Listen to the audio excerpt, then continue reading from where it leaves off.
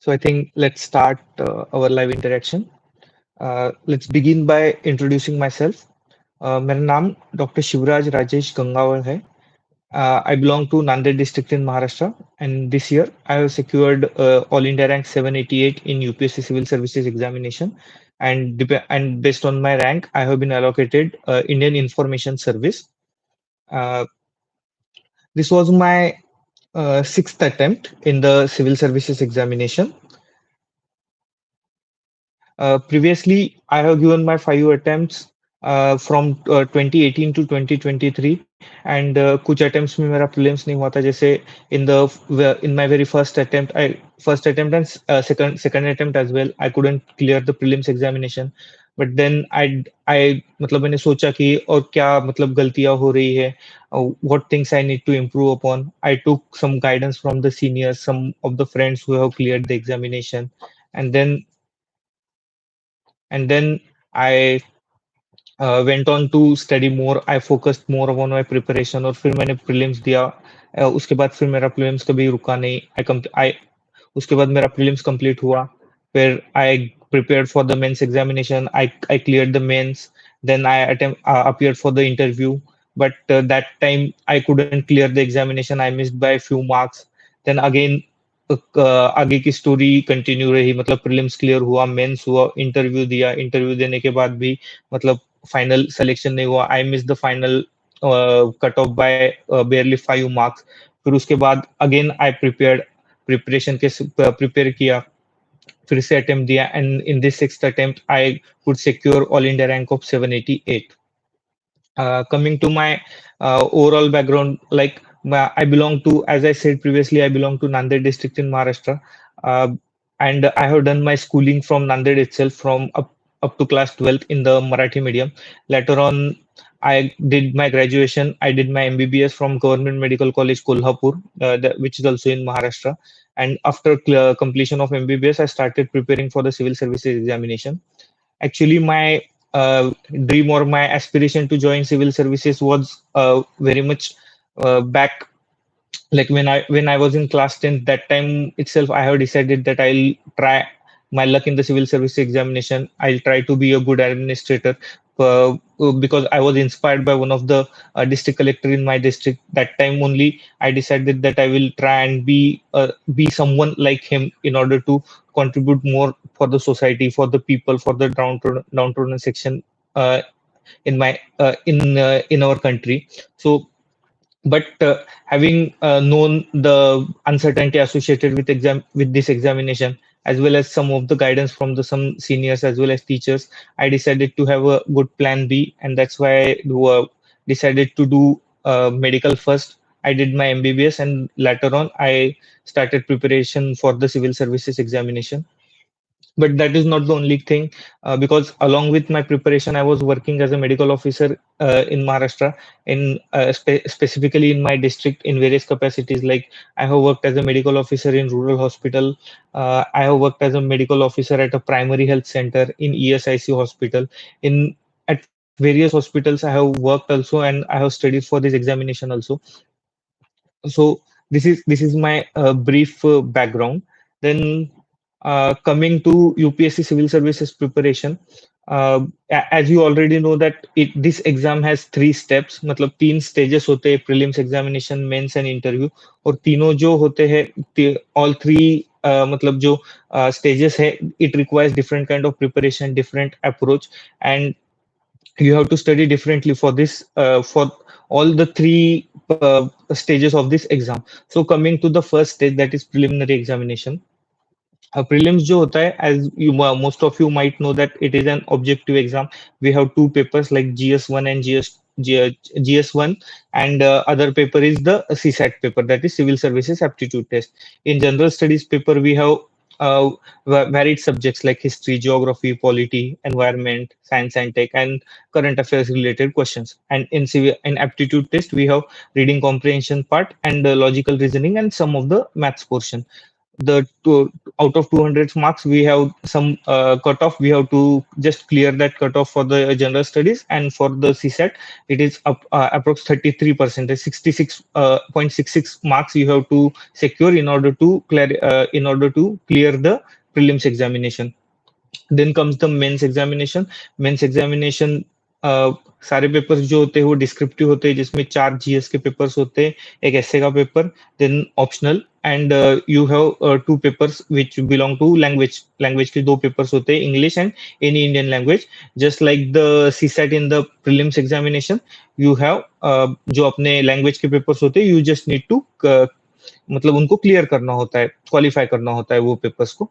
और जब आप मेंस एग्जाम क्लियर करते हो उसके बाद आता है इंटरव्यू का स्टेज, जिसमें मतलब यूपीएससी भवन में there is an esteemed panel of 5 people जो आपका मतलब एक पर्सनालिटी टेस्ट लेते हैं. आपको एक 25 टू 30 मिनट्स में आपको असेस करते हैं based on their own understanding and questions, और उसके अकॉर्डिंगली वो आपको मार्क्स देते हैं. फिर based on your mains score and interview score जो है वो फाइनल लिस्ट आज मतलब उसको दोनों का स्कोर कैलकुलेट होके final list, final cut of बन जाता है. तो ये ओवरऑल एग्जाम की मतलब स्टेजेस है, प्रोसीजर है, किस चीज से एग्जाम चलता है वगैरह वगैरह. सो मतलब व्हाट इज यूपीएससी एग्जाम और किसने यूपीएससी एग्जाम देना चाहिए, दैट इज फर्स्ट थिंग. मतलब दोज अगर आपने मतलब कहीं से कुछ पढ़ा है या किसी से इंस्पिरेशन ली है, या if you really want to make some change और some good contribution for some meaningful contribution in the society, तो जरूर मतलब यूपीएससी एग्जामिनेशन जो है it is a good form या good mean to contribute to the society. मतलब जो भी हमें सोसाइटी से मिला है एक वे बैक, मतलब कुछ तो पे बैक करने के लिए एक अच्छा जरिया है. और डेफिनेटली अगर आपकी खुद से इच्छा है तो you should try and give this examination. So the basic thing is अगर कोई यहाँ पे जो भी students है, if they are in their undergraduation, so undergraduation is a very good period कि जहाँ पे आप खुद को assess कर सकते हो, एग्जाम के बारे में समझ सकते हो कि what this exam is, फिर कौन सी चीजें लगती है, क्या क्या लगता है, because varied information is available. बहुत ज्यादा इंफॉर्मेशन अभी अवेलेबल है, यूट्यूब पे हो, गूगल पे हो, मतलब सारे इंटरनेट पे है. तो उससे मतलब इंफॉर्मेशन लेना, चीजों को देखना, एग्जाम क्या है क्या नहीं ये समझना, टॉपर्स का इंटरेक्शन सुनना, टॉपर्स टॉक सुनना, उससे भी बहुत सारी चीजों के बारे में आइडिया होता है. उससे अगर आपने असेस कर लिया कि यार I should try, I should give this examination, then well and good.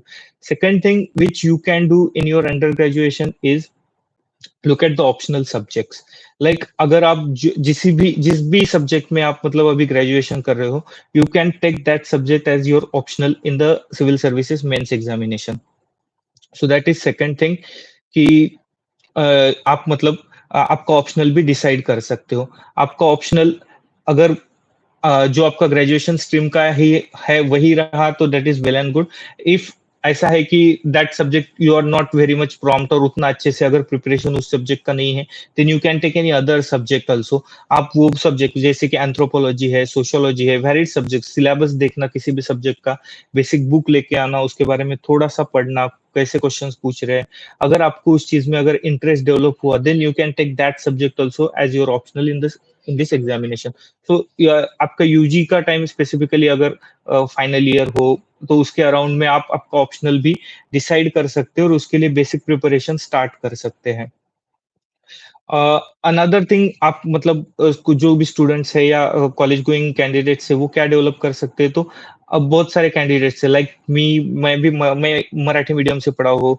आप मतलब बहुत सारे बच्चे रहेंगे जो हिंदी मीडियम से पढ़े होंगे या अपने अपने स्टेट स्पेसिफिक लैंग्वेज से मतलब जिन्होंने अपना एजुकेशन लिया होगा, तो उनके मन में थोड़ा सा इंग्लिश के लिए थोड़ा सा फोबिया होता है. तो you can utilize this time to develop your communication skills, to develop more command in English. Definitely this exam ये एग्जाम आप किसी भी लैंग्वेज में, इंडियन लैंग्वेज में दे सकते हैं, बट एक बेसिक अंडरस्टैंडिंग इंग्लिश की होना ये अपने खुद के लिए ही मतलब ज्यादा अच्छी चीज है. तो you can utilise this time for your improvement in your English language. And also आप क्या कर सकते हैं कि आप आपकी खुद की अच्छे से पर्सनैलिटी डेवलप करने के लिए कुछ एक्स्ट्रा रीडिंग वगैरह कर सकते हैं. तो ये टाइम आप आपका यूज कर सकते हो. उसके बाद अब आपने मतलब आपका यूजी टाइम अच्छे से यूटिलाइज कर लिया है. यूटिलाइज करने के बाद आप मतलब श्योर हो कि आपको यूपीएससी एग्जाम ही देना है, और देने के बाद मतलब आप खुद पढ़े हो कि अभी मैं प्रिपरेशन स्टार्ट कर रहा हूँ, उसके बाद क्या करना चाहिए?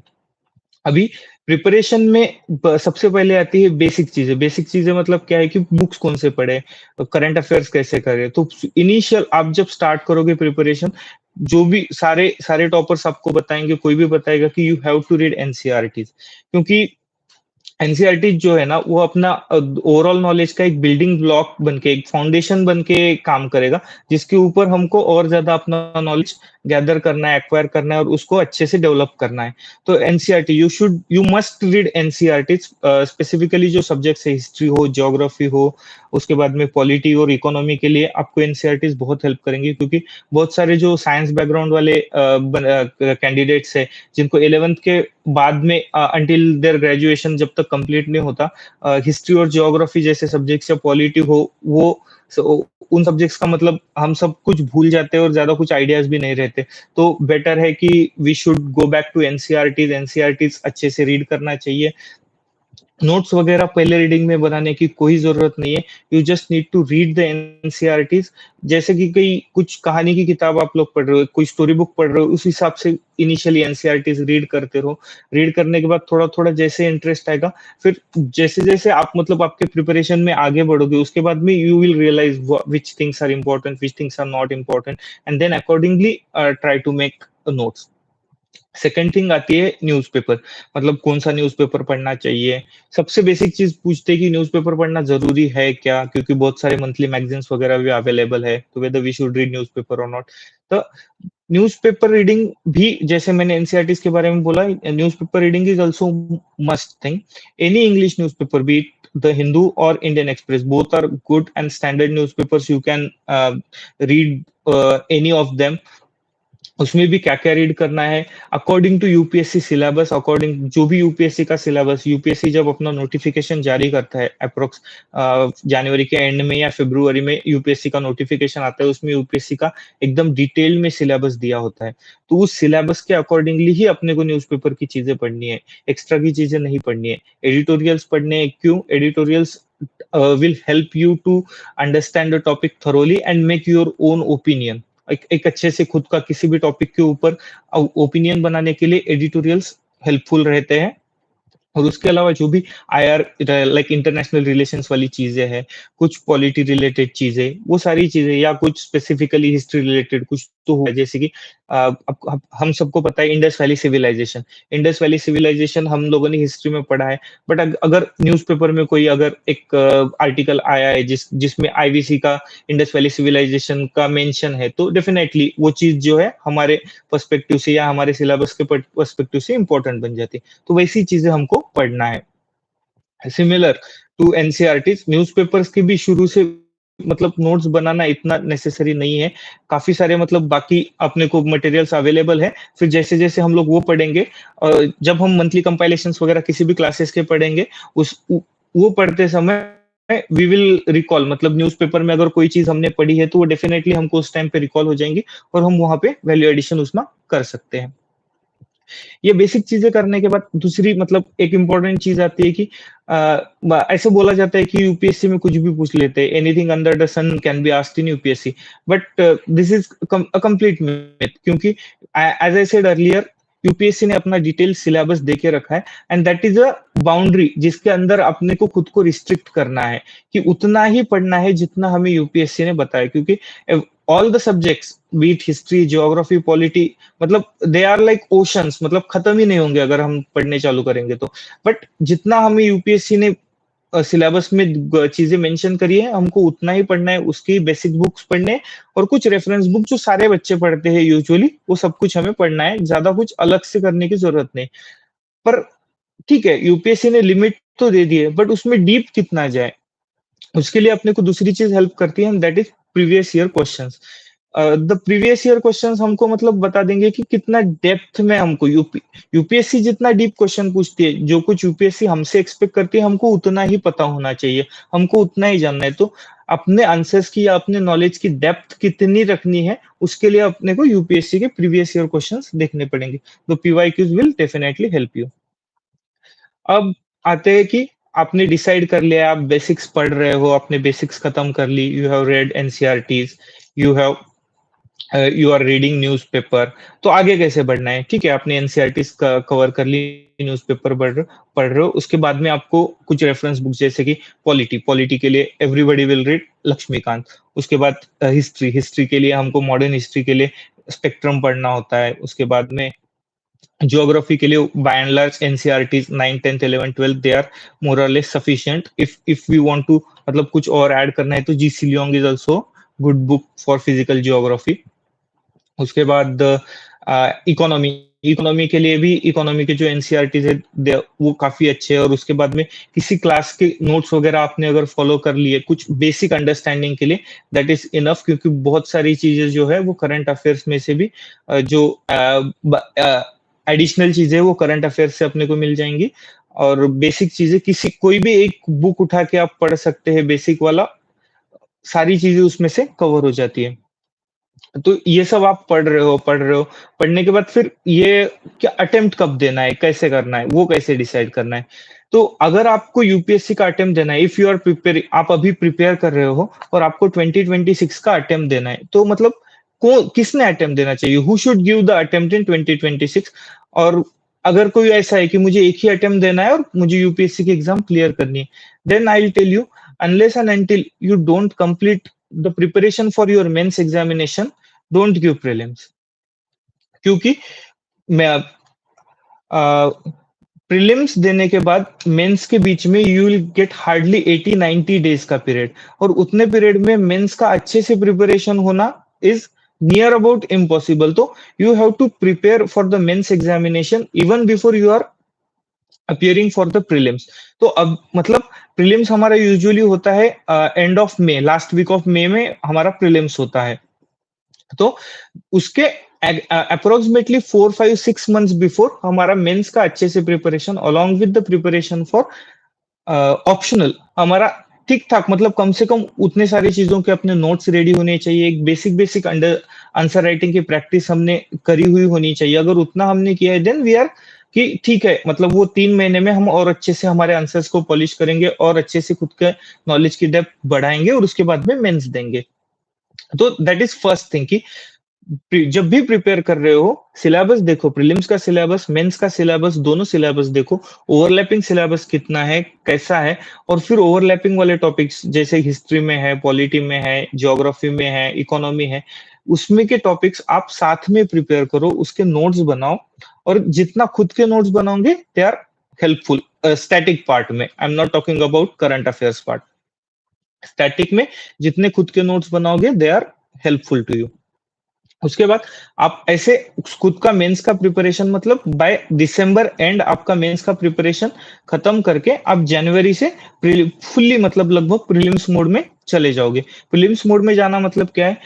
पढ़ना है, पढ़ने के साथ टेस्ट सीरीज सॉल्व करनी है। मतलब अगर आप पढ़ते जा रहे हो बट टेस्ट नहीं दे रहे हो, देन आपको मतलब समझेगा ही नहीं। देखने में तो आपने सारा सिलेबस कवर कर लिया होगा कि मैं बहुत सारा, मैंने 2 बार रिवाइज किया है, मैं पढ़ रहा हूँ, but unless and until you don't attempt the test paper, you आपको समझेगा नहीं कि मतलब आपका प्रिपरेशन का लेवल कितना है। तो test series plays a very important role in prelims preparation. And ऐसा नॉट नेसेसरी मतलब टेस्ट सीरीज किसी क्लास में जाके ही ज्वाइन करना है। बहुत सारे टेस्ट पेपर्स मतलब मार्केट में अवेलेबल होते हैं, ऑनलाइन अवेलेबल होते हैं, टेलीग्राम चैनल वगैरह पे भी। तो आप वो पेपर्स उठा के खुद से घर पे बैठ के भी अच्छे से पेपर्स, वो शेड्यूल्ड टाइम में, मतलब 2 घंटे का अपना प्रीलिम्स का पेपर है तो उतने टाइम के लिए अच्छे से बैठ के वो पेपर देना है और इवेल्युएट करना है। पेपर दे के सिर्फ कितने नंबर आ रहे हैं क्या नहीं ये देख के छोड़ना नहीं है। All the 100 questions you have to go through them, मतलब एकदम थोरोली, अलोंग विथ मतलब सारे ऑप्शंस भी, कि ये ऑप्शन दिया है तो ये ऑप्शन क्यों दिया होगा, किस तरह से दिया होगा, उस अकॉर्डिंगली आपको वो सारा मतलब पेपर जो है वो रिवाइज करना होता है। एंड मैं क्या करता था फॉर माय प्रीलिम्स, मतलब जो भी मैंने अगर टेस्ट लिखा है उस दिन फिर मैं क्या, वो जो पेपर होगा उस पेपर में अगर कुछ क्वेश्चंस मुझे बिल्कुल भी पता नहीं है, मतलब कुछ I didn't have any idea, तो मैं वो सारे क्वेश्चंस के नोट्स बना लेता था। क्योंकि जो भी पेपर सॉल्व करने के बाद जो की आती है, की के साथ एक्सप्लेनेशन होता है। तो एक्सप्लेनेशन में बहुत सारे मतलब अच्छे अच्छे हम उससे भी अपने खुद के नोट्स बना सकते हैं। तो मेरा हर मतलब एक 100 क्वेश्चंस का अगर एक पेपर हो गया, तो मैं एक एक वन मतलब A4 साइज का एक पेपर पे जो चीजें मुझे पता नहीं है वो वाले क्वेश्चन पेपर से मैं वो सारे नोट कर लेता था। ऐसा मतलब मैक्सिमम 1 पेज के नोट्स बन जाते हैं जैसे-जैसे हम लोग उसकी प्रैक्टिस करने लगते हैं, जिन-जिन क्वेश्चन का कुछ भी आइडिया नहीं है और वो क्वेश्चंस रेगुलरली रिवाइज करने के। क्योंकि जो क्वेश्चंस हमने सॉल्व किए, हमारे करेक्ट हुए, वो तो हमें पता है। प्रॉब्लम आता है जो क्वेश्चंस हमें पता नहीं थे या मतलब जो एकदम ही कुछ क्वेश्चंस रैंडम होते हैं या कुछ हमारे कुछ बेसिक गलती की वजह से चले जाते हैं। तो वो वाले क्वेश्चंस फिर बाद में गलत ना हो उसके लिए मैं उसके नोट्स बना के रखता था। ये सारे क्वेश्चंस में मतलब सारे जो हमारे टॉपिक्स है उसमें अप्लाइड है और प्रीलिम्स की प्रिपरेशन में प्रीवियस ईयर क्वेश्चंस का भी बहुत ज्यादा इंपॉर्टेंट रोल होता है क्योंकि प्रीवियस ईयर के क्वेश्चंस जो होते हैं उनके ऑप्शंस और उन्हीं टॉपिक्स के ऊपर ज्यादा से ज्यादा यूपीएससी क्वेश्चंस आगे भी पूछते रहता है जैसे फॉर एग्जांपल हिस्ट्री में गवर्नमेंट ऑफ इंडिया एक्ट 1919 जो है उसमें मतलब बहुत सारे बार इससे पहले भी क्वेश्चंस पूछे गए हैं और यूपीएससी कॉन्स्टेंटली वो वाले टॉपिक पे क्वेश्चन पूछ रहा है या फिर हिस्ट्री में ही मतलब विजय देवराय सॉरी कृष्ण देवराय विजयनगर का एम्पायर जो है उसके ऊपर भी लगभग मतलब हर साल क्वेश्चंस आ रहे हैं तो हमें एक ट्रेंड पता चलता है जब हम प्रीवियस ईयर क्वेश्चंस देखते हैं वी अंडरस्टैंड द ट्रेंड कि यूपीएससी कौन से टॉपिक्स पे ज्यादा फोकस कर रहा है और उस अकॉर्डिंगली हम ज्यादा से ज्यादा वो टॉपिक्स पढ़ सकते हैं ये रहा जीएस के बारे में second comes CSAT day and day मतलब जैसे जैसे एग्जाम्स यूपीएससी कंडक्ट करते जा रहा है सीसैट का लेवल जो है ज्यादा से ज्यादा टफ हो रहा है तो सीसैट को भी किसी ने भी बिल्कुल कि यार सिर्फ क्वालिफाइंग एग्जाम है लिख लेंगे कर लेंगे ऐसा नहीं कर सकते अभी अच्छे अच्छे कैंडिडेट्स दे आर मतलब सीसैट में they are not able to qualify और अगर सीसैट क्वालिफाई नहीं कर पाए तो मतलब आपका पूरा एक साल की मेहनत जो है वो वेस्ट हो जाएगी तो सीसैट को भी बिल्कुल लाइटली नहीं लेना है और सीसैट का भी प्रिपरेशन सीसैट के प्रिपरेशन के लिए सिर्फ आप जब से सीसैट आया है तब से मतलब सारे प्रीवियस ईयर क्वेश्चंस उठाने के और वो क्वेश्चंस खुद से सॉल्व करने के जो भी कुछ आपको प्रॉब्लम्स आए डाउट्स आए यूट्यूब से हो या गूगल से हो या आपने अगर कोई क्लास ज्वाइन किया है या कोई आपके साथ प्रिपेयर करने वाले जो साथ वाले कोई बच्चे हैं कोई मेंटर है आपके उनके साथ डिस्कस करना है कि और अच्छे से और फास्ट तरीके से ये प्रॉब्लम मैथ्स के रिलेटेड हो तो कैसे सॉल्व करने हैं क्या करने हैं वही ट्रेंड मतलब यूपीएससी के पेपर देखने के बाद समझेगा कि यार कौन से क्वेश्चंस कहाँ से ज्यादा आ रहे हैं जैसे नंबर सिस्टम है सीसैट में अगर वहां से क्वेश्चंस हाँ मैक्सिमम क्वेश्चंस पूछ रहे तो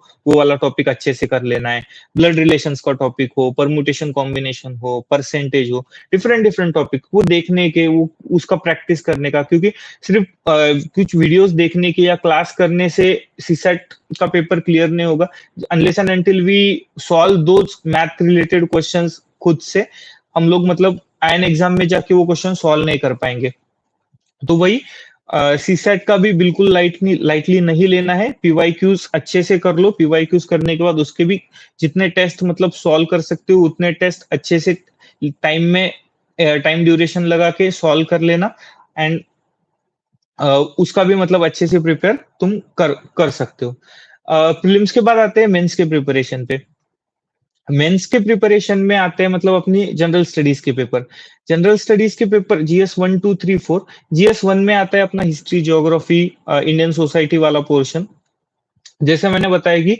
मैक्सिमम बहुत सारा पार्ट जो है वो प्रीलिम्स के साथ साथ ओवरलैपिंग है तो ओवरलैपिंग वाला पोर्शन आप प्रीलिम्स के साथ में ही उसका जो स्टैटिक पार्ट अंडरस्टैंडिंग वाला पार्ट है वो उसके साथ में आप कंप्लीट कर दोगे उसके साथ ही आपके जो खुद के हैंड रिटन नोट्स होंगे वो नोट्स आपको आंसर राइटिंग में वगैरह काम आ जाएंगे आंसर राइटिंग भी मतलब आप जब करते हो तो आपको क्या करना चाहिए कि कुछ टॉपर्स की कॉपीज वगैरह देखनी चाहिए टॉपर्स कॉपीज वगैरह आप देखेंगे उससे आपको आइडिया आएगा कि आपके आंसर्स में वैल्यू एडिशन कैसे करनी है क्योंकि नॉर्मल कोई भी बोलता है कि इंट्रो होना चाहिए बॉडी होनी चाहिए कंक्लूजन होना चाहिए ये तो आंसर राइटिंग का एक बेसिक फॉर्मेट है बट उसको ही ज्यादा अट्रैक्टिव कैसे बनाए इंट्रो ही डिफरेंट डिफरेंट तरीके से कैसे लिख सकते हैं इंट्रो में ही क्योंकि हम एक अपना एक अलग इमेज बना सकते हैं इंट्रो में ही अपने आंसर का कि यार बहुत अच्छा आंसर है तो डिफरेंट टाइप के इंट्रोस कैसे होते हैं अपनी बॉडी को कैसे मतलब जो क्वेश्चन हमें समझो पता नहीं है वो क्वेश्चंस में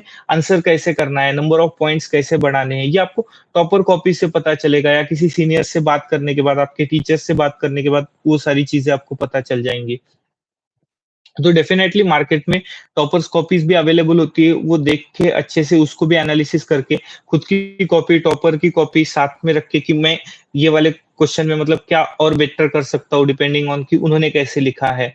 तो वो सारी चीजें आपको खुद से एनालाइज करनी पड़ेगी। जीएस1 हिस्ट्री के पेपर में आप डायग्राम्स भी बना सकते हो, जैसे कोई टेम्पल वगैरह पे क्वेश्चन आया है तो एक स्कीमेटिक डायग्राम उस चीज का आप बना सकते हो। ज्योग्राफी के पेपर में मैप्स बनाना होगा। सोसाइटी वाले क्वेश्चन में मतलब फ्लो चार्ट्स वगैरह बनाना, कुछ टेबल बनाना। तो जैसे जैसे जितनी अच्छी से आप वैल्यू एडिशन आपके आंसर्स में कर सकते हो वो करने चाहिए। सेकंड पेपर अपना आता है पॉलिटी एंड गवर्नेंस, उसके साथ में होता है इंटरनेशनल रिलेशन। तो पॉलिटी वाले क्वेश्चन में जैसे प्रीलिम्स के लिए भी आपको क्या करना चाहिए, आप जैसे लक्ष्मीकांत पढ़ रहे हो बट आपको सिर्फ फैक्चुअल चीजें मेमोराइज नहीं करनी होती है पॉलिटी में, आपको वो सारी चीजों की अंडरस्टैंडिंग भी होनी चाहिए। जैसे एवरी वर्ड है हमारे प्रियम्बल, प्रियम्बल में डिफरेंट डिफरेंट कीवर्ड्स है, तो डिफरेंट कीवर्ड्स का एग्जैक्ट मीनिंग क्या है, डिफरेंट, क्योंकि वो वाले क्वेश्चंस यूपीएससी अभी प्रीलिम्स में पूछ रहा है, और उन्हीं क्वेश्चंस के बेसिस पे बहुत सारे मेंस के भी क्वेश्चंस वो लोग पूछते हैं। तो वो मेंस के क्वेश्चंस में अब अगर पॉलिटी के क्वेश्चन में हम लोग आंसर राइटिंग कर रहे हैं तो हमें किस चीज पे फोकस करना चाहिए, तो हमारी वैल्यू एडिशन कैसे, जब हम आर्टिकल्स मेंशन करेंगे, उसके बाद में अगर कोई सुप्रीम कोर्ट का जजमेंट उसके बारे में है, हमने अगर वो मेंशन किया, या उसके अकॉर्डिंग कोई कमिटी बनी है, उस कमिटी ने कोई अच्छे से रिकमेंडेशन किया है, तो अगर वो चीज हमने मेंशन करी तो डेफिनेटली हमारा आंसर जो है वो बाकी लोगों से ज्यादा अच्छे से मतलब इम्प्रूव दिखेगा, और उसमें हमें नंबर भी ज्यादा मिल सकते हैं। आईआर के क्वेश्चंस में भी आप अच्छे से मैप बना सकते हो। आईआर का पोर्शन जो है हुआ करंट अफेयर्स वाले पार्ट से ही, मतलब जो भी आप करंट अफेयर्स के लिए मैगजीन्स वगैरह पढ़ोगे उससे आप अच्छे से कवर कर सकते हो, उसके लिए कोई स्टैटिक बुक वगैरह पढ़ने की आपको ज्यादा जरूरत नहीं पड़ेगी। उसके बाद जीएस3 का paper by and large current affair based ही आता है, ज्यादा स्टैटिक क्वेश्चंस पूछे जाते हैं डेफिनेटली, ऐसा नहीं कि नहीं पूछते। जैसे डिजास्टर मैनेजमेंट वाला पार्ट है उसमें, या इंडियन सिक्योरिटी वाला पार्ट है, environment, economy, science and tech, इतना मतलब काफी बड़ा सिलेबस है जीएस3 का, और जीएस3 में बहुत सारे बच्चों का मतलब नंबर भी पिछले कुछ सालों से थोड़े कम आ रहे हैं। बट जीएस3 के पेपर में स्टैटिक के साथ साथ जितना आपका करंट अफेयर्स स्ट्रांग रहेगा, जितने अच्छे केस स्टडीज वगैरह आप उसमें डाल सकोगे, कोई एग्जाम्पल्स वगैरह ज्यादा से ज्यादा अच्छे से अच्छे अगर हम लोग लिख पाए तो हमारा मतलब आंसर जो है बाकी लोगों से ज्यादा अच्छा लगेगा। और उसके बाद जीएस4 जो हमारा एथिक्स का पेपर है वो बाकी तीन पेपर से कंप्लीटली डिफरेंट है, क्योंकि बाकी तीन पेपर जो है वो हम लोग मतलब न्यूज़पेपर भी पढ़ रहे होते हैं, काफी सारे बुक्स भी पढ़ते हैं, नॉलेज मतलब इधर उधर से मिल जाता है, और बाय एंड लार्ज अच्छे से लिख ही लेते हैं। जो पेपर हमारे इसमें डिफरेंस क्रिएट करता है एक मतलब दो लोगों के आंसर्स में या दो लोगों के मार्क्स में, वो होता है इथिक्स का पेपर, क्योंकि इथिक्स के पेपर में आपका आंसर राइटिंग स्किल वगैरह बहुत अच्छे से आपको रिफ्लेक्ट आप कर सकते हो अगर आपका प्रिपरेशन अच्छा है।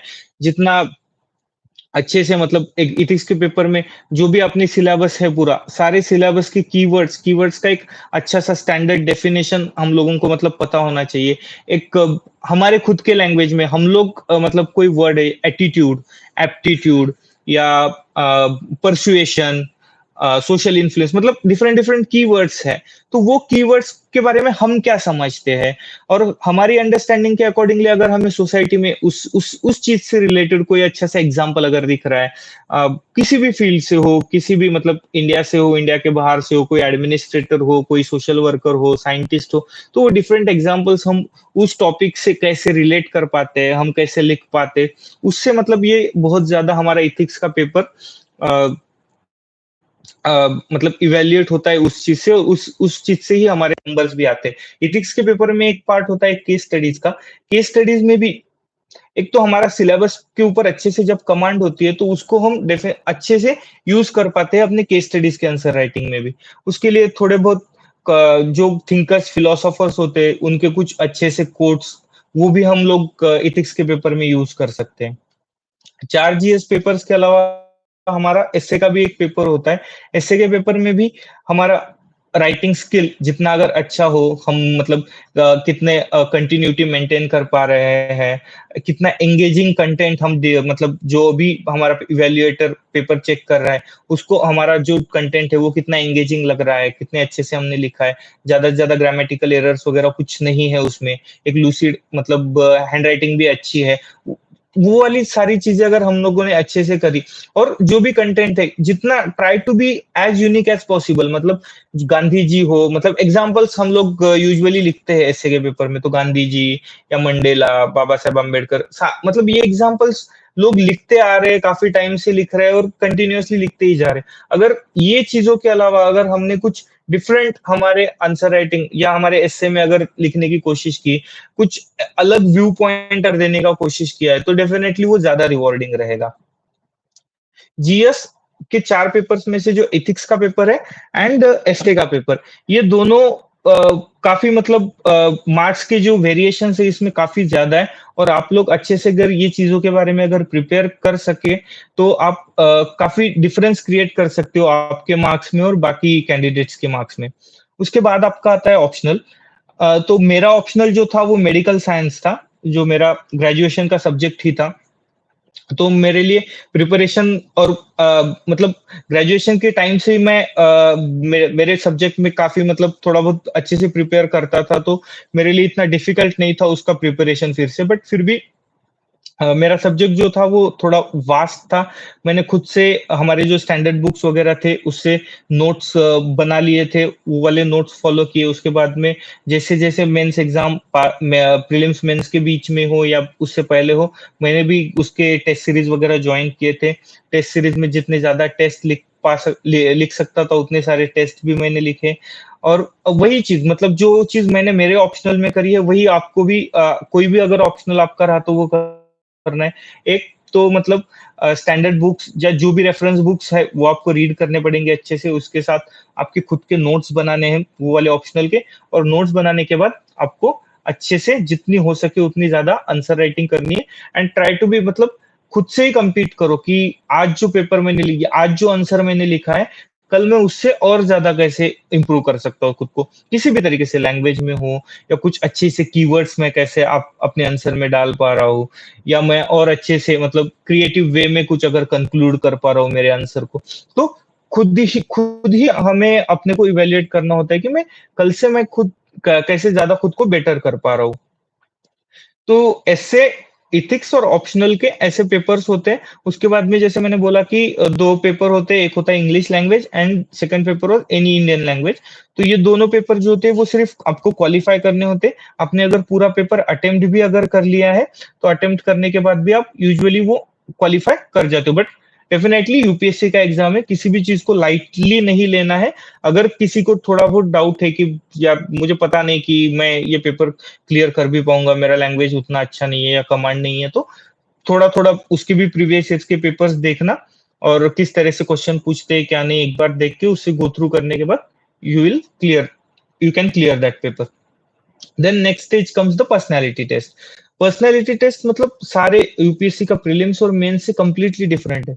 आपको अलग से प्रिपरेशन की मतलब जो करंट अफेयर्स होते हैं एकदम से बहुत ज़्यादा पढ़ना है या कुछ स्टैटिक पढ़ना है, ऐसा कुछ नहीं है। हाँ, गो थ्रू करते रहिए। न्यूज़पेपर रीडिंग की जो हैबिट है, आपको छोड़ना ही नहीं है। आप प्रीलिम्स के लिए पढ़ रहे हो, मेंस के लिए पढ़ रहे हो, आप इंटरव्यू के लिए पढ़ रहे हो, आप आपकी खुद की लाइफ के लिए पढ़ रहे हो। मतलब newspaper reading is must.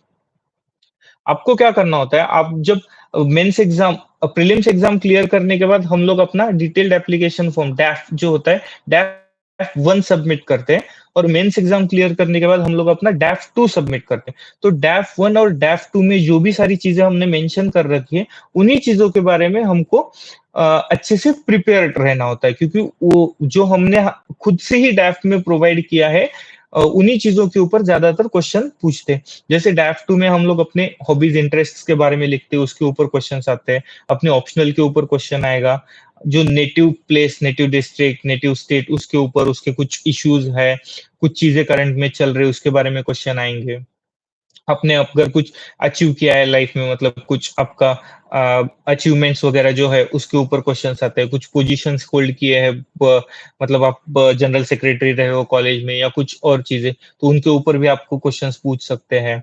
And उसके बाद में अगर आपने कहीं इससे पहले वर्क किया है, वर्क एक्सपीरियंस आपका है, उसके बारे में, आपके एकेडमिक बैकग्राउंड के बारे में, ये सारी चीजें, इनके बारे में ही ज्यादातर क्वेश्चंस पूछते हैं और उसके साथ साथ थोड़े बहुत क्वेश्चन जो है वो चीजें करंट में चल रही है उसके बारे में पूछते हैं।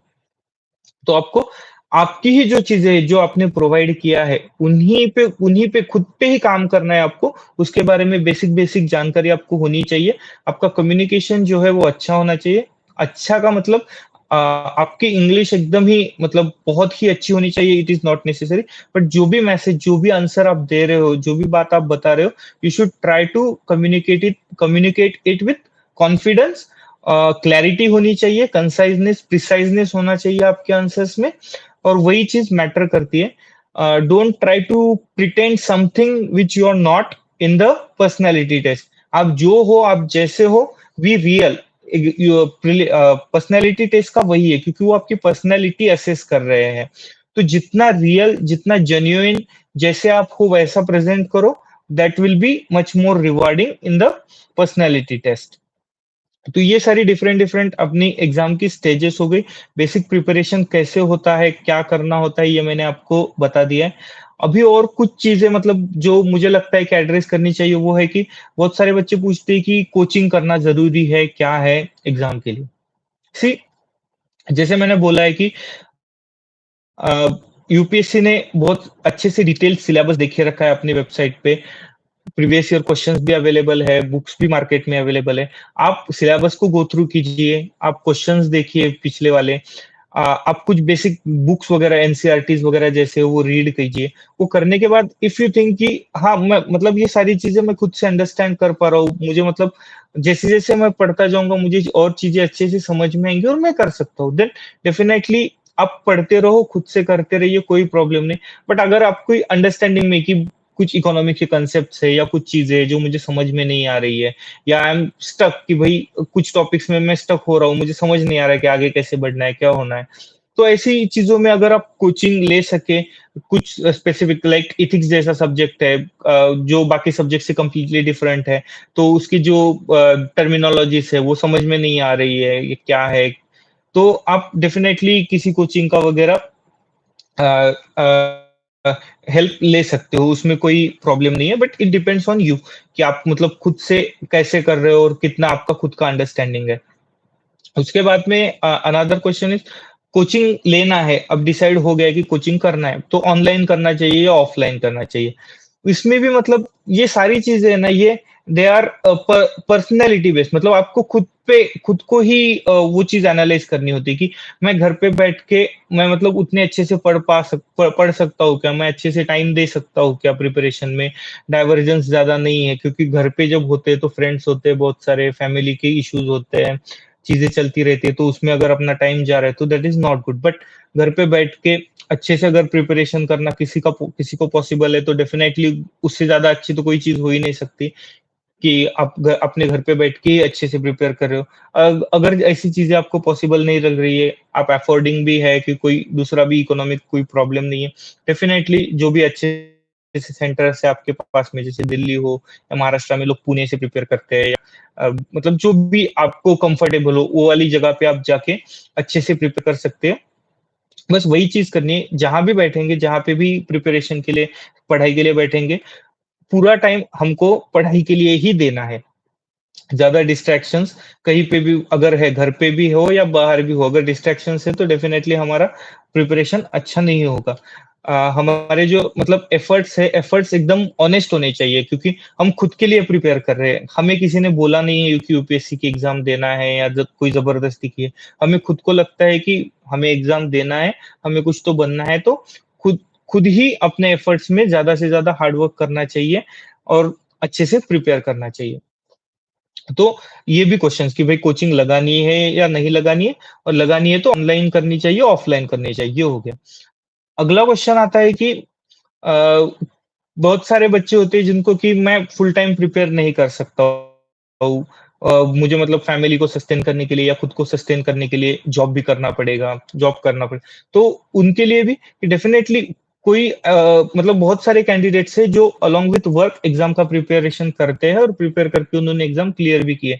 Even I was working as a full-time medical officer at a primary health center in my district, ये अभी, और वो करते-करते ही पढ़ाई करके एग्ज़ाम क्लियर हुआ है। तो डेफ़िनेटली आप भी ये चीज़ कर सकते हो, बट वही आपको करना है कि अगर बाकी के बच्चे लाइब्रेरी में बैठ के 12 घंटे, 14 घंटे पढ़ रहे हैं, तो आपको वो वाला कंटेंट, उतना पार्ट आपको 6 आवर्स में, जितना भी टाइम आपको मिलता है, उतने लिमिटेड टाइम में आप कितने अच्छे से मतलब वो वाला पार्ट प्रिपेयर कर सकते हो, वो आपको देखना पड़ेगा।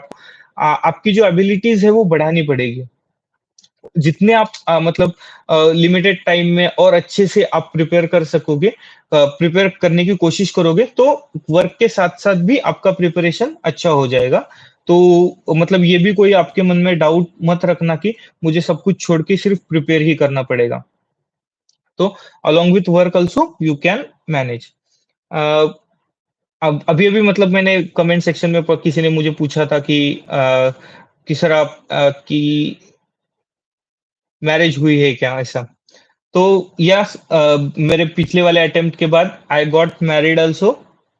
मेरी शादी हुई है और शादी के बाद ही मेरा रिजल्ट आया है। तो ऐसा भी कुछ ज़रूरी नहीं है कि अगर इफ योर आपकी एज बढ़ रही है या कुछ चीज़ें या फैमिलियल प्रेशर जो भी कुछ है कि आपको शादी करनी है, तो उसके बाद भी आप अच्छे से प्रिपेयर कर सकते हो। कोई प्रॉब्लम नहीं है, कोई रोक-टोक नहीं है। प्रोवाइडेड अच्छे से आपका जो आपका या आपकी पार्टनर ने आपको अच्छे से सपोर्ट करना चाहिए, जो मेरे पार्टनर ने, मेरी फैमिली ने मुझे किया, और जिसकी वजह से रिजल्ट आया है। तो वही चीज़ है, आप आपकी अगर आपके पार्टनर के साथ अच्छे से म्यूचुअल अंडरस्टैंडिंग वगैरह है, तो उसके साथ भी आप शादी के बाद भी अच्छे से प्रिपेयर करके रिजल्ट अच्छा ला सकते हो।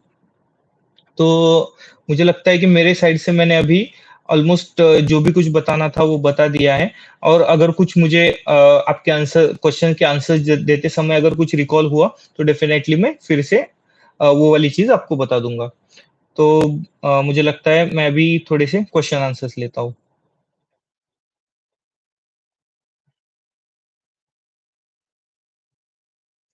किसी ने पूछा है कि कितना भी कोशिश कर रहे हैं रेगुलर बेसिस पे, पढ़ाई नहीं हो पा सी मतलब आपको ही कोई और आपकी जगह आके पढ़ने नहीं वाला है। तो जो भी है, जो भी लाइफ़ के आपके डिस्ट्रैक्शंस है, जो भी चीज़ें आपको मतलब पढ़ाई से दूर लेके जा रही है, उन चीज़ों को आपको ही एफर्ट्स डाल के, जितना आपको खुद से कोशिश करके उन चीज़ों को आपके लाइफ़ से निकालना पड़ेगा, और ज़्यादा से ज़्यादा प्रिपेयर करना पड़ेगा, पढ़ना पड़ेगा। क्योंकि जो आपका गोल आपने सेट किया है, वो गोल सेट करने के बाद अगर आप मतलब टाइम नहीं दे पा रहे हो, तो आप वो खुद के साथ मतलब जस्टिस नहीं कर पा रहे हो। तो ज़्यादा से ज़्यादा ट्राई करो कि चीज़ें आप अवॉइड करो, आपके जो भी डिस्ट्रैक्शंस है वो सारी चीज़ें आप अवॉइड करो, और पढ़ाई पे ज़्यादा ध्यान दो। हो नहीं रहा है, कुछ टाइम के लिए ब्रेक ले लो, कोई प्रॉब्लम नहीं, अच्छी सी मूवी देखो, कहीं घूम आओ, दोस्तों से बात करो, बट उतने टाइम के लिए ब्रेक होने के बाद फिर से प्रिपरेशन पे आ जाना। रिगार्डिंग माय प्रीलिम स्ट्रैटेजी, जैसे मैंने बोला कि मेरा ज़्यादा से ज़्यादा फ़ोकस स्टैटिक पार्ट पे ही रहता था। बी इट एनसीईआरटीज़ पढ़ता था मैं, हिस्ट्री के लिए, ज्योग्राफी के लिए, इकोनॉमी के लिए। पॉलिटी के लिए मेरा ज़्यादा से ज़्यादा फ़ोकस लक्ष्मीकांत के ही ऊपर रहता था, लक्ष्मीकांत ही पढ़ता था मैं। और उसके बाद में मॉडर्न हिस्ट्री के लिए स्पेक्ट्रम, एनवायरनमेंट के लिए यूजुअली लोग शंकर आईएएस का बुक फ़ॉलो करते हैं, मैं भी उसी से पढ़ता था। और अ तमिलनाडु बोर्ड की एक टेक्स्ट बुक आती है एंशिएंट मिडीवल के लिए, वो भी मैं फॉलो करता था। आर्ट एंड कल्चर के लिए नितिन सिंघानिया बुक है।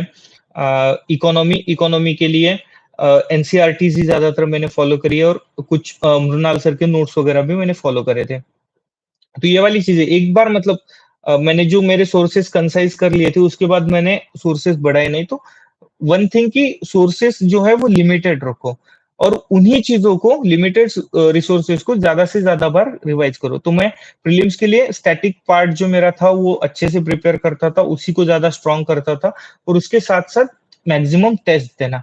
मतलब जितने टेस्ट पॉसिबल है मार्केट में जो भी अवेलेबल है, 2-3 क्लासेस के वगैरह, वो मैं टेस्ट लेके आके खुद से सॉल्व करता था जितने हो सके।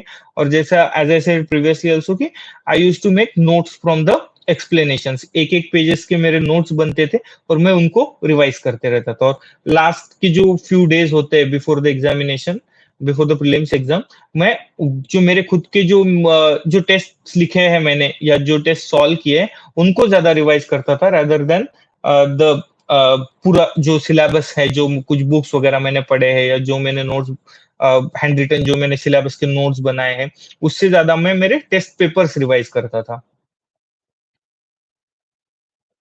Regarding my motivation, as I said earlier, कि during my 10th exam, there was an incident in my district, like एक स्पेशल ड्राइव हमारे यहाँ पे हमारे जो उस टाइम के डिस्ट्रिक्ट कलेक्टर थे, उन्होंने जो 10th और 12th एग्जाम जो बोर्ड एग्जाम्स होते हैं उनमें हमारे डिस्ट्रिक्ट में मास कॉपी की बहुत ज्यादा प्रॉब्लम था, मतलब कॉपी बहुत ज्यादा चीटिंग जो बोलते हैं वो बहुत ज्यादा होता था, तो उन्होंने एक स्पेशल ड्राइव चलाया था उसके अगेंस्ट में। और जो मतलब एक 10th 12th क्लास वाले बच्चे जो थे उनमें एक बहुत ज्यादा मतलब इंस्पिरेशन पैदा हो गई कि यार इतना अच्छा कोई आदमी मतलब कैसे काम कर सकता है या कितना एक डेफिनेटली सोसाइटी में मतलब चेंज ला सकता है। तो that was the prime motivation. उसके बाद में जैसे जैसे बड़े होते गए, चीजें देखते गए, कुछ बुक्स पढ़े, तो उससे ज्यादा वो मोटिवेशन सस्टेन रहा और सस्टेन रह के आई कुड प्रिपेयर।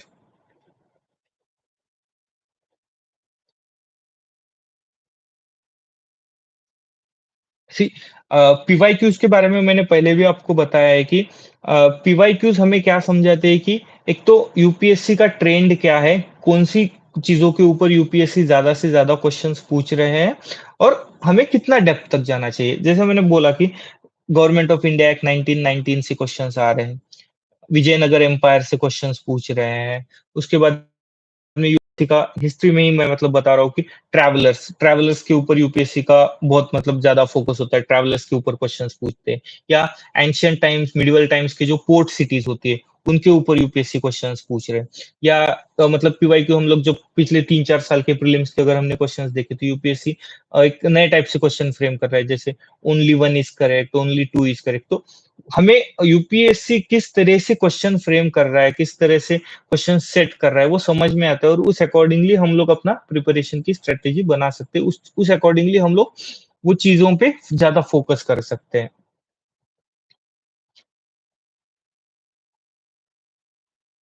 इकोनॉमी के प्रिपरेशन के लिए जैसे मैंने पहले बोला कि एनसीईआरटीज पढ़ो, एनसीईआरटी से आपका मतलब बेसिक अंडरस्टैंडिंग हो जाएगा चीजें क्या है। उसके बाद में कोई भी एक स्टैंडर्ड बुक, जैसे मैंने बोला कि मैं मृणाल सर के नोट्स मैंने कुछ फॉलो करे थे। उसके बाद में people are following Vivek Singh जो है, उनका भी बुक काफी अच्छा है, वो भी कर सकते हो। इसके साथ में बहुत सारे मतलब यूट्यूब पे भी वीडियोस वगैरह अवेलेबल है, उसमें से भी आप अगर कुछ चीजें समझ में नहीं आ रही है या कुछ टॉपिक्स क्लीशे लग रहे हैं, अंडरस्टैंडिंग में डिफिकल्ट लग रहे हैं, तो वो चीजें आप लोग देख सकते हो। और उसके साथ ज्यादा से ज्यादा मतलब एमसीक्यूज सॉल्व करने की कोशिश करना, किसी भी क्लासेस की टेस्ट सीरीज वगैरह उठाने की।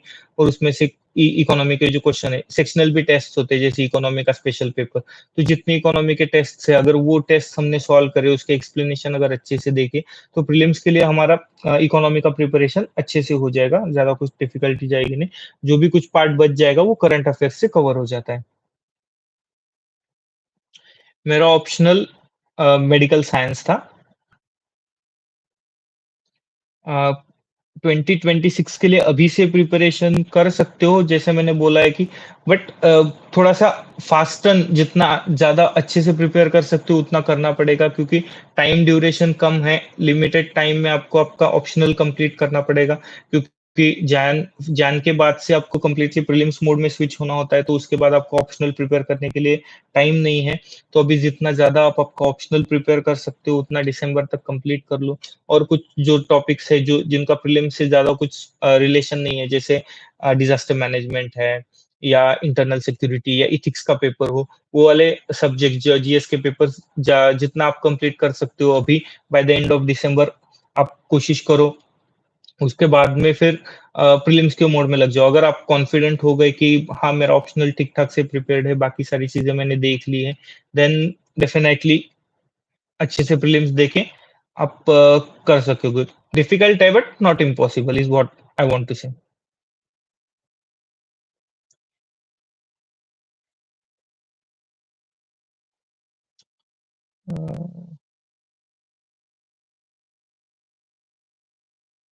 See, someone has asked about economics optional.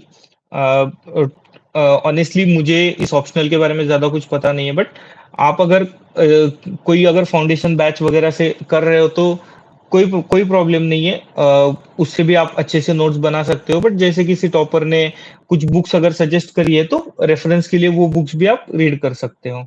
But अगर आप खुद से एनालाइज करो कि जो भी टॉपिक्स आपके कवर हो गए हो वो वाले फाउंडेशन बैच में, वो वाले टॉपिक्स और यूपीएससी के पीवाईक्यूज, वो वाले टॉपिक्स से जो भी क्वेश्चंस यूपीएससी ने पूछे, आप खुद से देखना कि are you able to answer those questions, right answer those questions based on the knowledge और notes which you have made from the foundation course. अगर आपको लग रहा है कि इतने जो भी कंटेंट उन्होंने दिया है उससे आप अगर अच्छे से लिख पा रहे हो, वो इनफ है अच्छा मार्क्स स्कोर करने के लिए, तो कोई इश्यू नहीं। बट अगर आपको लग रहा है कि नहीं ये वाला कंटेंट इनफ नहीं है, तो डेफिनेटली जो भी कुछ किसी टॉपर ने कहा है बुक फॉलो करना चाहिए, तो उसको रेफर कर दीजिए, कोई प्रॉब्लम नहीं। This was my 6th attempt.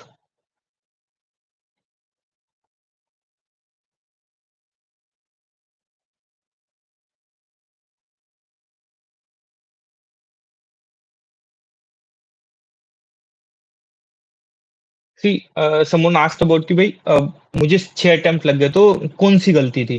तो भाई जो मैं अभी आपको बता रहा हूँ कि before even before attempting this examination, prelims देने से पहले आपका खुद का मेंस प्रिपरेशन अच्छे से होना चाहिए।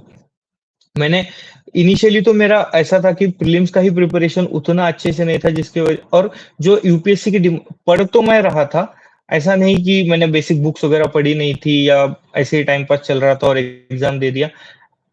प्रिपेयर किया था, but according to the demand of UPSC मैं खुद को मतलब उस तरीके से प्रिपेयर नहीं कर पाया था। मैंने अच्छे से पीवाईक्यूज वगैरह एनालाइज नहीं करे थे, जिसकी वजह से मेरे इनिशियली प्रीलिम्स ही नहीं क्लियर हुए।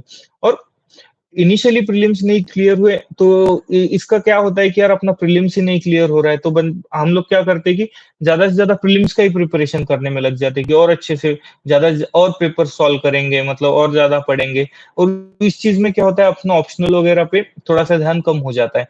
तो वो मेरे साथ हुआ। जैसे इनिशियल 2 अटेम्प्ट में प्रीलिम्स मेरा क्लियर नहीं हुआ, तो मैं ज्यादा से ज्यादा प्रीलिम मोड में ही मतलब एमसीक्यू सॉल्व करो, सीसैट के पेपर सॉल्व करो, यही करता रहा, जिसकी वजह से मेंस का प्रिपरेशन उतना अच्छे से नहीं कर पाया। और मेंस भले ही मेरा हर बार क्लियर हुआ, बट वो मार्जिन जो था क्लियर होने का कट ऑफ से थोड़ा ही ऊपर था। इसकी वजह से इंटरव्यू में अगर अच्छा स्कोर भी आया तो भी फाइनल लिस्ट में आने के चांसेस कम ही रहते थे। तो वही चीज की आपको आपका ऑप्शनल अच्छा करना चाहिए।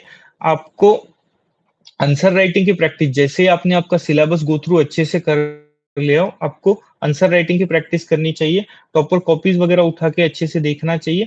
ये सारी चीजें मैं करने में कम पड़ गया इनिशियल अटेम्प्ट्स में, जिसकी वजह से मुझे इतना टाइम लग गया। तो मैं चाहता हूँ कि ये सारी चीजें जो मेरी लर्निंग से, जो मेरे एक्सपीरियंसेस से, वो चीजें आप लोग मतलब अभी से आप ले लो और ये गलती आप मत करो। जितना अच्छे से प्रिपेयर आप कर सकते हो उतना पहले ही करो और फिर अटेम्प्ट देना। टॉपर कॉपी को कैसे यूटिलाइज करें? तो टॉपर कॉपी को वही मैंने बोला कि जो भी टॉपर के कॉपी है वो हम लोग कैसे देखना चाहिए कि अ, एक क्वेश्चन है, एक क्वेश्चन जब है तो उसको आप खुद से पहले लिखने की कोशिश करो। आप जब वो क्वेश्चन अटेम्प्ट करोगे, वो करने के बाद फिर टॉपर की कॉपी देखना कि उसने क्या लिखा है और मैंने क्या लिखा है, और कौन सी चीज मतलब आपको खुद को पता थी पर आप लिख नहीं पाए, या कुछ कुछ मतलब पॉइंट्स ऐसे रहेंगे जो आपने भी लिखा है और टॉपर ने भी लिखा है, बट आपका लिखने का तरीका और उनका लिखने का तरीका वो डिफरेंट हो सकते हैं। तो वो सारी चीजें कि मतलब खुद के आंसर को बेटर कैसे करें। Content more or less same रहेगा कई बार, मतलब कई बार एकदम अचानक से हम लोग अपना कंटेंट बढ़ा भी नहीं सकते अगर प्रीलिम्स के बाद हम लोग ये सारी चीजें देख रहे हैं तो वो जो लिमिटेड टाइम है उसमें हमको हमारे अचानक से कंटेंट अगर बढ़ नहीं पा रहे तो, बट जितना भी लिमिटेड कंटेंट है उसको और अच्छे तरीके से हम लोग प्रेजेंट कर सकते हैं based on the toppers copy कि उन्होंने कितने अच्छे से लिखा है। प्रीलिम्स टेस्ट सीरीज, सारे क्लासेस के टेस्ट सीरीज वगैरह अच्छे, किसी भी एक क्लास का टेस्ट सीरीज आप ज्वाइन कर सकते हो। अगर ज्वाइन करना भी नहीं है तो मार्केट में टेस्ट सीरीज के मतलब अवेलेबल होते हैं टेस्ट, वो भी आप घर पे लाके सॉल्व कर सकते हो। एंड मेरे तरफ से वन मोर थिंग की कि एक क्लास का टेस्ट सीरीज सॉल्व करने की बजाय एटलीस्ट कम से कम 2 क्लासेस के टेस्ट आप लिखते जाओ, क्योंकि कई बार क्या होता है कि हम मतलब एक एडॉप्ट हो जाते हैं उन उस क्लास के, मतलब जिस तरीके से वो लोग क्वेश्चंस फ्रेम करते हैं, तो कई बार हमारा तुक्के भी सही से लगने लगते हैं। तो इट इज़ बेटर कि हम लोग एटलीस्ट 2 डिफरेंट क्लासेस के टेस्ट पेपर सॉल्व करें। पीवाईक्यूज़ के बारे में मैंने बता दिया। Study time table. Study time table जो है वो मेरा वैरी करता था डिपेंडिंग अपॉन द, मतलब मेरा आई वाज वर्किंग, तो उसके अकॉर्डिंगली भी मुझे खुद के मतलब टाइम को, and I was a medical officer, तो मेरा जो था वो 24 आवर्स मतलब कंटिन्यूअसली वर्क पे रहते हैं हम लोग। जब भी कभी इमरजेंसी आती है तो we have to go and see the patient, तो उस अकॉर्डिंगली हमें अडॉप्ट करना था और उस अकॉर्डिंगली स्टडी का टाइम टेबल भी वैरी करता था। बट जब अगर प्रीलिम्स टू मेंस के बीच में जैसे कुछ टाइम के लिए मैंने लीव लेके जब मैं प्रिपेयर कर रहा था, तो उस टाइम पे I used to prepare more in the morning, मतलब ज्यादा से ज्यादा सुबह पढ़ता था। उसमें भी मतलब इनिशियली कुछ टाइम ऑप्शनल के लिए डिवाइड करना, ऑप्शनल के बाद में फिर एक सेशन ऑप्शनल के लिए देने के बाद फिर 3 घंटे का आंसर राइटिंग के लिए, फिर उसके बाद में जीएस की पढ़ाई, फिर शाम को थोड़ा सा जो भी कुछ दिन में पढ़ा है उसको रिवाइज करना, इस अकॉर्डिंगली मैं पढ़ता था। एज सच कोई फिक्स टाइम टेबल मेरा था नहीं, बट जितना टाइम डिवोट कर सकता था उतना करके उसको ज्यादा से ज्यादा मतलब आउटपुट जितना ज्यादा उससे निकल आए उसके लिए मैं कोशिश करता था।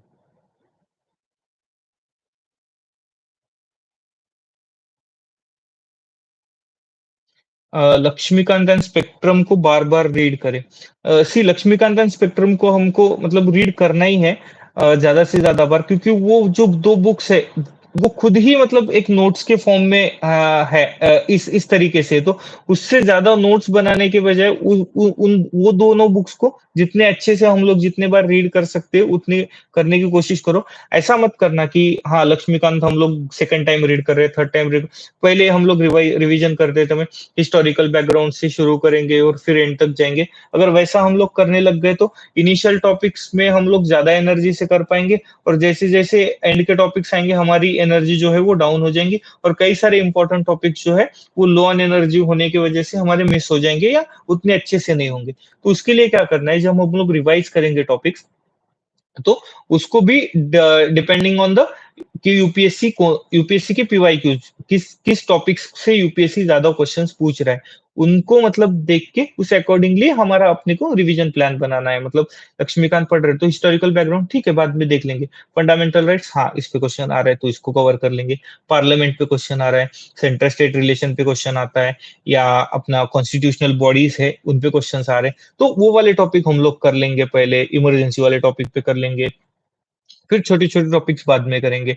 वैसे ही मतलब स्पेक्ट्रम का है, स्पेक्ट्रम में सारा मतलब 1857 से पहले वाली चीज़ें, ठीक है, उतनी ज़्यादा नहीं पूछेंगे, कुछ रिवोल्ट्स वगैरह है, वो वाली चीज़ें पूछते हैं। ज़्यादा फोकस कहाँ पे रहता है कि भई 1919 के बाद वाली चीज़ें, वो हमें पहले कवर करना चाहिए। फिर उसके बाद में 1885 टू 1919 पढ़ना चाहिए। एंड में जो कुछ टॉपिक्स है, जैसे एजुकेशन वाला topic, education development in British India, उसके बाद press development in British India, फिर जो भी डिफरेंट डिफरेंट लॉज बनाए उन्होंने, तो उसके बारे में। तो ये वाली चीज़ें यूपीएससी ज़्यादा पूछ रही है, तो ये वाली चीज़ इनको हमें बार-बार रिवाइज़ करना चाहिए या फोकस इन पे रहना चाहिए रादर देन पूरा बुक, राइट?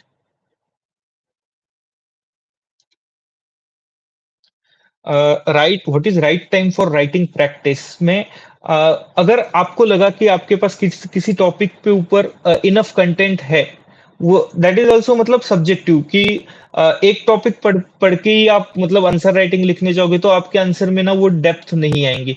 तो प्रिपेयर करो, प्रिपेयर करने के बाद एक थोड़ा सा टाइम जाने दो, कोई प्रॉब्लम नहीं, डे वन से आंसर राइटिंग स्टार्ट करने की कोई जरूरत नहीं है। खुद का कंटेंट डेवलप करो, एक बेसिक अंडरस्टैंडिंग डेवलप करो, और जब आपको लगे कि हाँ मेरे पास ये वाले टॉपिक के लिए एक इनफ कंटेंट है, शायद मैं लिख सकता हूँ, तो फिर लिखना शुरू कर दो, कोई प्रॉब्लम नहीं।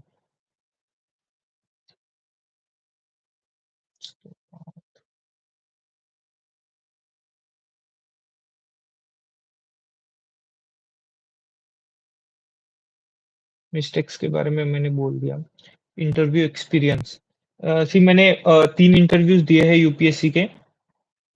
तीनों इंटरव्यू एक्सपीरियंसेस मतलब डिफरेंट डिफरेंट थे। कोई ऐसा सिमिलर नहीं था। पहला इंटरव्यू जो जब था दैट टाइम मतलब I wasn't that much confident.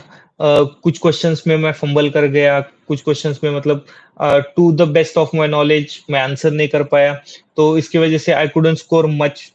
फिर जब सेकंड इंटरव्यू था, उस टाइम पे मैंने मतलब खुद को जितना अच्छे से इम्प्रूव कर सकता था, मैंने इम्प्रूव किया। सेम बोर्ड था बट लगभग 40 मार्क्स का डिफरेंस था मेरे पहले और दूसरे इंटरव्यू में, क्योंकि मैं ज़्यादा कॉन्फिडेंट था, मैं ज़्यादा better able to I was better able to communicate myself. जो भी कुछ मेरी चीज़ें थी, मैं अच्छे से बता पा रहा था, जिसकी वजह से अ, अच्छा स्कोर आया। और फिर ये वाले in this interview I could score 192, तो एक अच्छा स्कोर। तो ये भी जैसे मैंने आपको इनिशियली बताया कि इंटरव्यू में कौन सी चीज ज्यादा मायने रखती है, that is your confidence, the way you are able to communicate things which you want to communicate. उसके बाद में जो आपका नॉलेज है, आपका कंटेंट है, आप कितने प्रिसाइज हो आपकी बातों में, आपके आंसर्स में, आप कितने क्लियर हो जो भी आप आंसर बता पा रहे हो उसमें, और आप कितने जेन्युइन हो और कितने रियल हो। जैसे आप हो वैसे प्रेजेंट कीजिए उनके सामने, definitely that is rewarding. Initially मेरे फर्स्ट इंटरव्यू में मैं नहीं कर पाया था, इसलिए I scored badly, but in my second and third interview definitely I improved upon my self. जितनी चीजें मैं डेवलप कर पाता था खुद के बारे में, मैंने किया, प्रिपेयर किया, and I scored decent this time. Question है कि एसए के लिए कंटेंट कहाँ से लाए। तो एसए के लिए जो कंटेंट है, वो बहुत सारी चीजें मतलब एग्जांपल्स जो है हमारे न्यूज़पेपर से, ये जो भी चीजें हम डिफरेंट डिफरेंट अपना जीएस के लिए हम लोग रीड करते हैं, तो वो सारी चीजें हम लोग जब कंपाइल करेंगे, तो एसए के लिए हमारा कंटेंट डेफिनेटली उसी से आ जाएगा।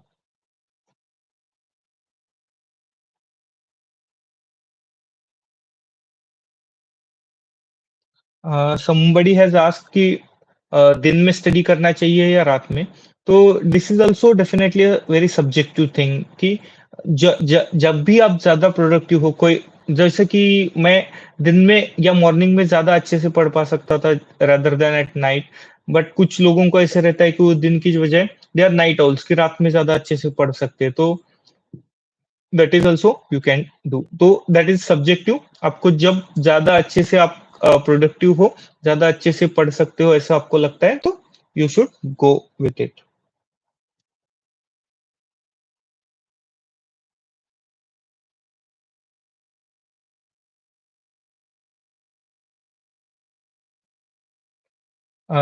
एनसीईआरटीज पढ़ने के लिए जैसे मैंने आपको बोला कि if you are reading NCERTs for the first time, तो कोई बात नहीं, आप सीधा जैसा है कि आप किसी कोई स्टोरी बुक पढ़ रहे हो, उस अकॉर्डिंगली आप मतलब पूरा पढ़ते जाइए, कोई प्रॉब्लम नहीं है। अ, उसके बाद में जैसे आपको मतलब सिलेबस की डेप्थ समझ में आएंगी, तो आप एनसीईआरटीज को टॉपिक के हिसाब से, मतलब कौन से टॉपिक पे यूपीएससी ज्यादा क्वेश्चंस पूछ रही है, क्या है, उस अकॉर्डिंगली फिर वो वाले टॉपिक्स पे ज्यादा फोकस करना है, उनको पढ़ना है, और उनके ही नोट्स आपको बनाने हैं। Regarding question on my age, I am currently 30।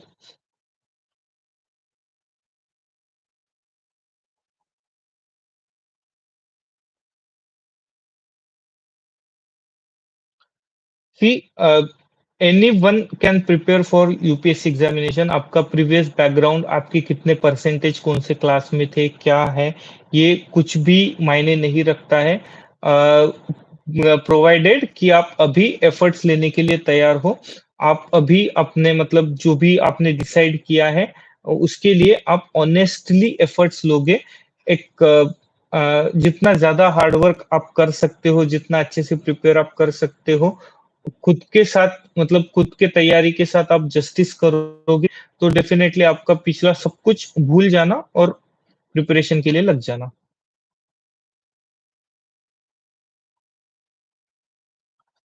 How to become strong in geography. Geography के लिए आपको मतलब मैक्सिमम पोर्शन जो है ज्योग्राफी का, वो एनसीईआरटी से कवर हो जाता है।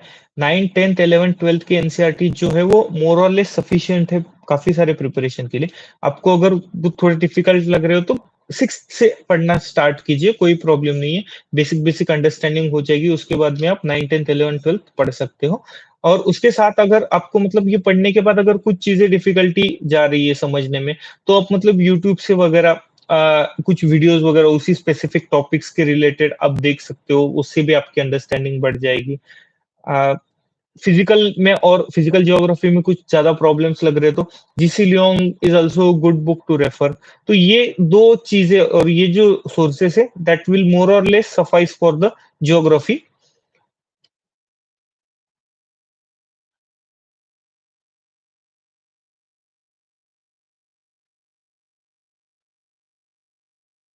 ग्रेजुएशन नहीं, जो किसी ने पूछा है कि ग्रेजुएशन मार्कशीट में फ़ोटो बराबर से अपलोड नहीं हुए हैं, तो कोई प्रॉब्लम उतना क्रिएट नहीं होगा। यूपीएससी विल गिव आपको इनफ अपॉर्च्युनिटीज़ आपके जो कुछ प्रॉब्लम्स है या थोड़े बहुत टेक्निकल ग्लिचेस है, वो करेक्ट करने के लिए यूपीएससी आपको चांसेस देगा, तो डरने की कोई बात नहीं है।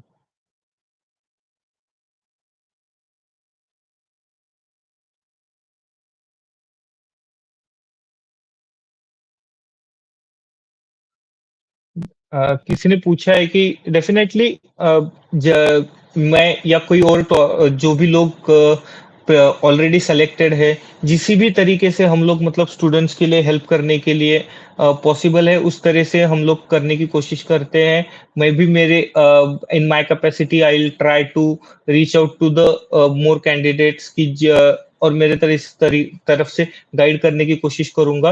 और बहुत सारे मतलब रिसोर्सेज फ्री ऑफ कॉस्ट भी अवेलेबल है, तो the candidates who are from not so privileged background, जिनके पास मतलब पैसे नहीं है प्रिपरेशन वगैरह के लिए, तो उनके लिए भी काफी सारे रिसोर्सेज फ्री में अवेलेबल है। बहुत सारे कैंडिडेट्स भी अपने अपने चैनल से, be it YouTube channel, be it Telegram channel, काफी सारा मटेरियल वगैरह फ्री ऑफ कॉस्ट प्रोवाइड करते हैं। आप बस वो चीजें अच्छे से देख लेना, प्रिपेयर करना, कोई इश्यू नहीं। सारे कैंडिडेट्स किसी भी इकोनॉमिकल बैकग्राउंड से हो, आपको सारे रिसोर्सेस मिल सकते हैं, आप अच्छे से प्रिपेयर कर सकते हो।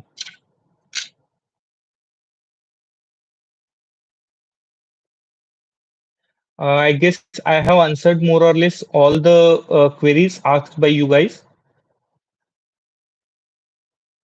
Uh, अगर किसी और को भी क्वेरीज कुछ पूछनी है तो डेफिनेटली कमेंट सेक्शन में डाल दीजिए, I will try to answer that.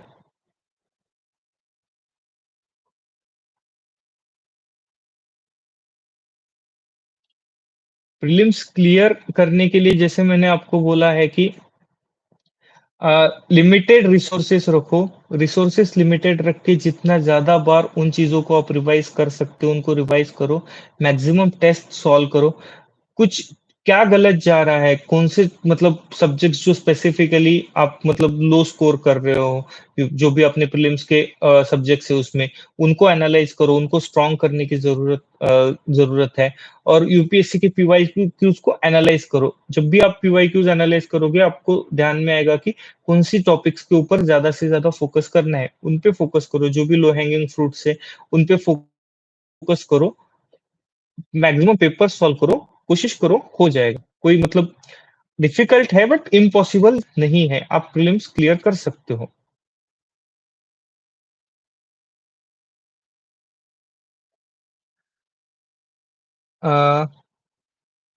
I'll provide my Telegram ID to and Instagram ID to the channel, and they will pin it in the comment section. By that, you can connect with me.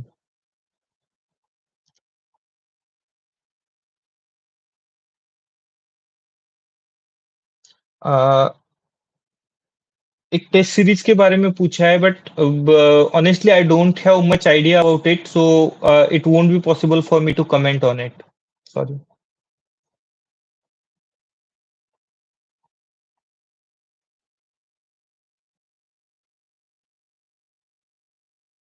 So I guess I have answered most of the queries of you guys, and जितना मेरी तरफ से भी मतलब आपके लिए बताने वाली चीजें थी, वो सारी भी मैंने to the best of my capacity बताने की कोशिश करी है। तो जब भी कभी मतलब चांस मिलेगा, मैं आपके साथ मतलब कोऑर्डिनेट करूंगा, कांटेक्ट करूंगा और आपसे बात करने की कोशिश करूंगा। Thank you UPSC Time India कि उन्होंने they have provided me this platform to interact with you guys and give me this opportunity to answer your queries to the best of my knowledge and abilities. Thank you so much. मिलते हैं कभी. All the best to you all and thank you. Okay, जाते जाते एक और comment दिख गया मुझे. That somebody has current affairs FOMO. तो करंट अफेयर्स का मतलब डरने की कोई बात नहीं है. कोई भी एक न्यूज़पेपर रीडिंग कंटिन्यूअस रखो और कोई भी एक मंथली मैगजीन किसी भी रिपीटेड क्लास का वो आप फॉलो कीजिए, कवर हो जाएगा.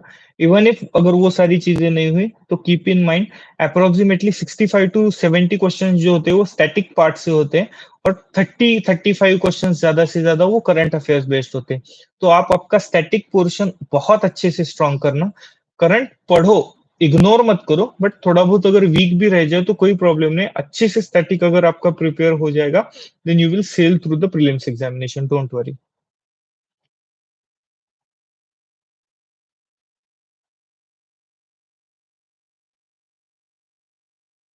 Regarding the plan from August to next prelim, I have mentioned earlier as well कि अभी मेंस के लिए प्रिपेयर करो जितना अच्छे से हो सके टिल दिसंबर.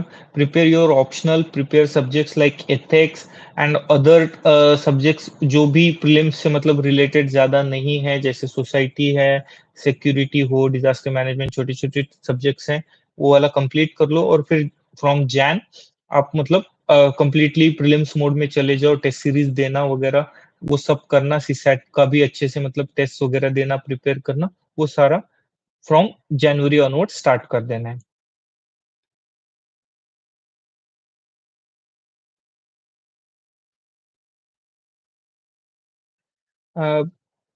डेली 50 क्वेश्चंस वगैरह भी अगर आप सॉल्व कर सकते हो तो that is good.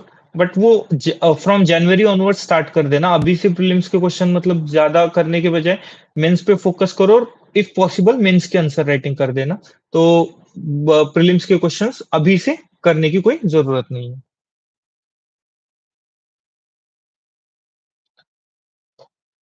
Regarding my service choice, I have given IAS as first preference, then Indian Police Service, then Indian Foreign Service, then Revenue Services, Customs and IT, then Indian Audit and Account Service, and after that, I have given this Indian Information Service, which I have been allocated as per my result and rank.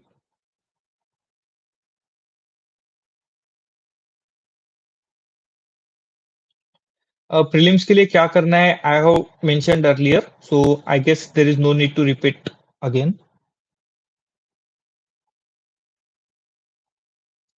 Okay, so left over questions भी address हो गए हैं approximately.